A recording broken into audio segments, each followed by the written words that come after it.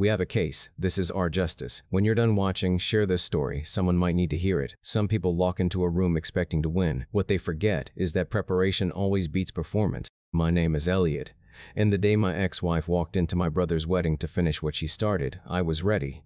Drew and Nora had planned their wedding for 2 years. Small venue, close family, 43 guests. I was the best man. I had written the toast, pressed my suit, and arrived early to help set up the chairs. It was supposed to be one of the best days of my adult life. Then I saw Carla at the entrance. She hadn't been invited. She knew Drew. She'd known my whole family during our 4-year marriage, and she had clearly leveraged that familiarity to get through the door with a +1 I didn't recognize. She smiled at me across the room like she'd already won something. I didn't react. I went back to arranging the centerpieces. Here's what Carla didn't know. 14 months earlier, when our marriage was unraveling and I was still trying to understand why, I had started keeping records, not out of anger, out of survival. Our joint accounts had been bleeding for over a year. Small transfers, irregular amounts, always on weekdays when I was traveling for work. I flagged it with our bank, pulled 18 months of statements, and hired a forensic accountant named Glenn for 4 hours of his time.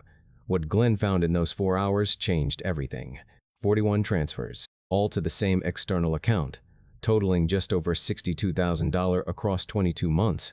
The account belonged to a man named Derek, introduced to me at a work function as Carla's project manager. He had visited our home twice. I had shaken his hand both times. I didn't confront her. I didn't mention it to anyone except my attorney. I filed quietly, citing financial misconduct, and let the process move forward. Carla believed, right up until the day of service, that I was simply a man who had given up on our marriage. She had used that assumption to build a narrative, and tonight, apparently, she planned to deliver it. The reception was 40 minutes in when she approached the standing microphone near the bar, the one guests had been using for toasts. The DJ hadn't been told to cut her off. Drew looked confused. Nora went still. Carla began speaking about family, about loyalty. She made 3 indirect references to me that were precise enough for anyone who knew us to understand. She was composed, warm-sounding, and methodical. She was good at this. She had always been good at this. I waited until she paused for effect. Then I stood up, walked to the side table where I had placed my jacket, and removed a folded set of papers from the inside pocket. I didn't raise my voice.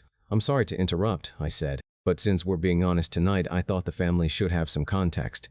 I read the first transfer aloud, date, amount, destination account, then the second. By the 5th one, Carla had stopped smiling. I didn't editorialize. I didn't explain what the transfers meant or who received them. I simply read the dates and the numbers in order, slowly, the way Glenn had walked me through them 14 months ago. The figures spoke for themselves. $62,000, in the voice of a man who was completely calm, lands differently than any accusation ever could. When I finished, I folded the papers, put them back in my pocket, and sat down. Carla left 12 minutes later. Her +1 followed without making eye contact with anyone. Drew gave me a look from across the room that I'll remember for a long time. Not pity, not discomfort, just a quiet acknowledgement that said, "I see you."